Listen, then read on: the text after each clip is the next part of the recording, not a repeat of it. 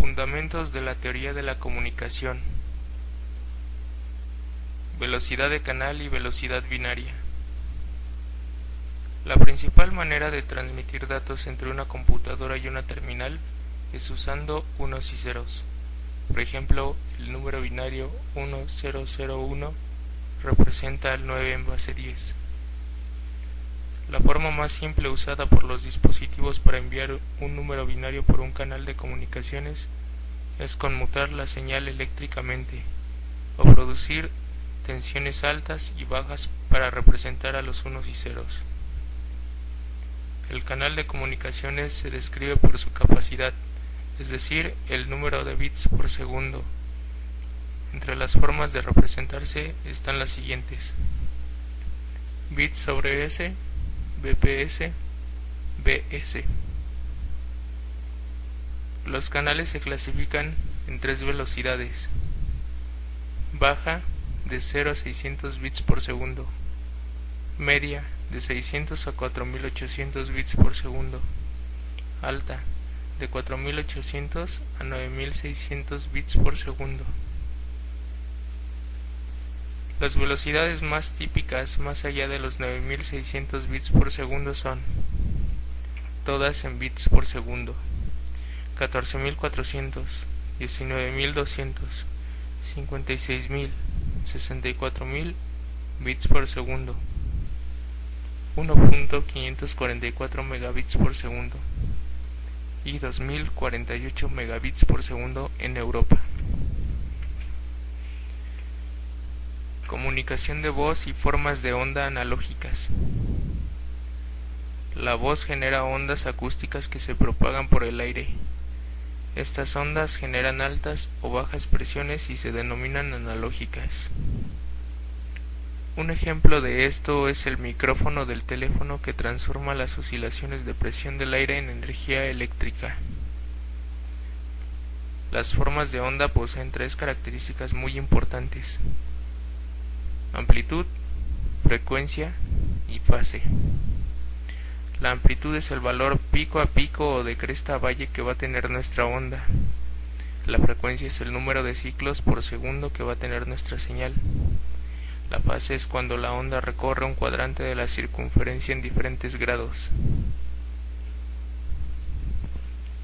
Ancho de banda y velocidad de canal. Las dos limitaciones más significativas en el funcionamiento de los sistemas de comunicaciones son el ruido y el ancho de banda. El ancho de banda en sistemas de comunicaciones debe ser lo suficientemente grande para pasar todas las frecuencias significativas de la información.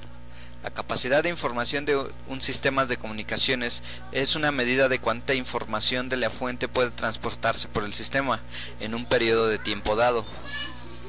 La cantidad de información que puede propagarse a través de un sistema de transmisión es una función del ancho de banda del sistema y el tiempo de transmisión. La relación entre el ancho de banda, tiempo de transmisión y capacidad de información fue desarrollada en 1920 por Hartley de los laboratorios telefónicos Bell.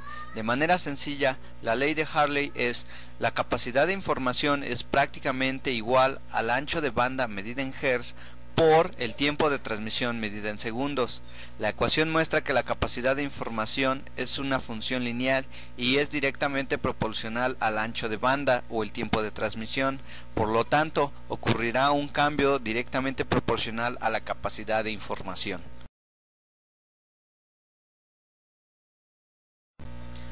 Relación entre la velocidad de transmisión y el ancho de banda. El medio de transmisión de las señales limita mucho las componentes de frecuencia a las que puede ir la señal, por lo que el medio solo permite la transmisión de ciertos anchos de banda. Al considerar que el ancho de banda de una señal está concentrado sobre una frecuencia central, al aumentar esta, aumenta la velocidad potencial de transmitir la señal. pero al aumentar el ancho de banda aumenta el coste de transmisión de la señal, aunque disminuye la distorsión y la posibilidad de ocurrencia de errores. Velocidad de transmisión está dada por la cantidad de bits que se transmiten por segundo independientemente de si los mismos contienen información o no. La velocidad de transmisión está dada por velocidad de transmisión es igual a la sumatoria de 1 hasta m en 1 sobre ti por el logaritmo base 2 de ni, donde 1 sobre ti es la velocidad de modulación del iésimo canal y donde ni es la cantidad de niveles del canal iésimo que transmiten en paralelo, siendo por lo tanto n la cantidad de canales. Si tenemos un solo canal y trabajando con dos niveles como sucede con el sistema binario, la velocidad de transmisión resulta velocidad de transmisión es igual a 1 sobre t por el logaritmo base 2 de 2 y esto es igual a 1 sobre t. La velocidad de transferencia de datos está dada por la cantidad medida de bits que se transmiten entre dos sistemas de datos, emisor y receptor. La velocidad real de transferencia de datos se denomina así a la cantidad de bits transmitidos en la unidad de tiempo, con la condición de que el receptor los considere válidos. En conclusión, para transmitir una señal sin deformación se requiere de un ancho de banda infinito. Todo medio de transmisión disminuye el ancho de banda, razón por la cual todas las señales sufren alguna deformación.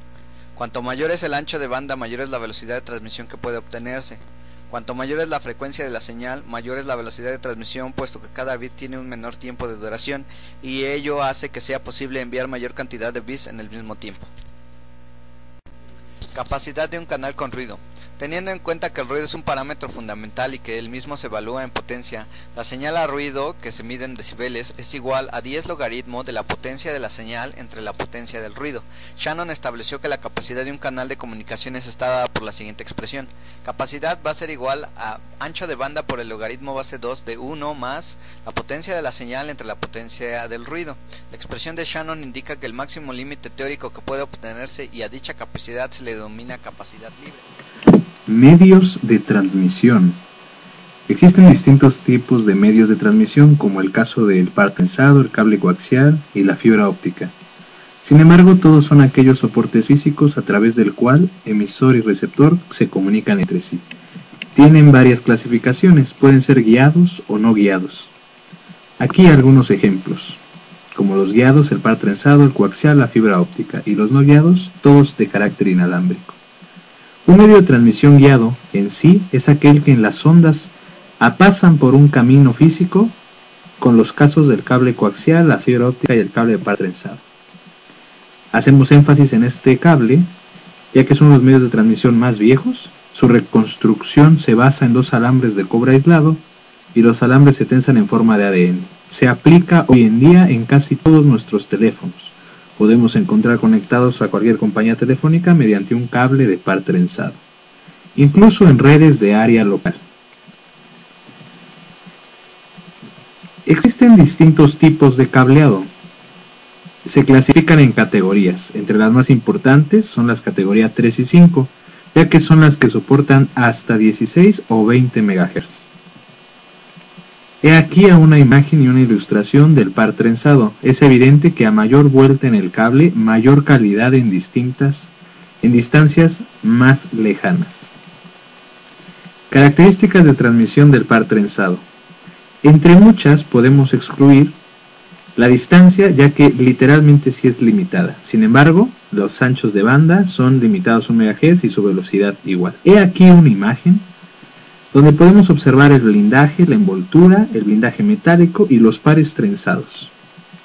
El cable coaxial, otro tipo, también conocido como cable coax, tiene mayor blindaje que el par trenzado, lo que le permite abarcar tramos más largos. Existen dos tipos de los más utilizados y se clasifican según su cable en ohms. Existen 50 y 75 ohms.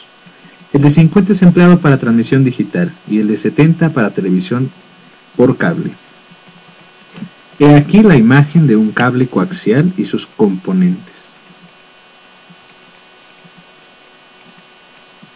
Cabe mencionar que los tipos de cable coaxial se pueden clasificar según sean gruesos o delgados, y bueno, estos últimos son los que se han comenzado a utilizar con el fin de reducir el coste del cableado. Algunas aplicaciones necesarias son que es considerado un medio muy versátil, permite una distribución de televisión en antena o cable, Es empleado en la telefonía a larga distancia, soporta 10.000 canales de voz, entre otros. Sus características de transmisión del cable, pues en la analógica es que trabaja a frecuencias de hasta 50 MHz y en la digital requiere repetidores cada kilómetro. Nuestra realidad actual con respecto al cable coaxial, bueno, simplemente es decir que poco a poco va a ser reemplazado por la fibra óptica, aunque por desgracia este reemplazo representa millones de pesos.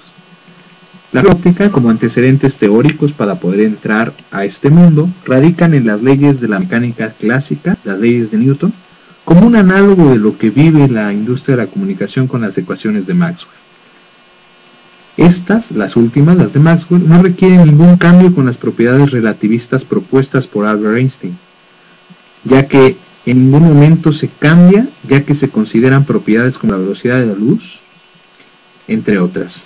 Las ecuaciones de Maxwell dan la pauta para lograr incluir el estudio de la óptica como parte integral del electromagnetismo, es decir, las ondas ópticas son estudiadas como ondas electromagnéticas. De este modo, hoy en día, la fibra óptica está empezando a aproximarse a límites físicos nunca antes vistos, tales como la velocidad de la luz, y puede ciertamente sobrepasar los 50.000 gigabits o 50 teras por segundos. Sus componentes son la fuente de luz, el medio de transmisión y el detector, este último capaz de indicar cuando se percata de que la luz incide. Sus partes y funcionamientos se ilustran en esta parte, y en el video podemos observar que el núcleo, la cubierta y el reabastecimiento hacen y promueven un índice de refracción perfecto para la correcta reflexión de la onda. Sus beneficios, innumerables, y entre los más rescatables son mayor capacidad, menor peso y tamaño, atenuación muy disminuida a comparación de otros cables y aislamiento electromagnético. Sus características de transmisión: sirve como guía de onda de 10 a la 14 y 10 a la 15 Hz. Abarca partes del espectro visible y el infrarrojo. Presenta mayor vida media y es increíblemente eficaz en una transmisión. He aquí sus modos de transmisión. Dependiendo del pulso de entrada, se obtendrá un pulso de salida ampliamente utilizado en la industria de las telecomunicaciones modernas.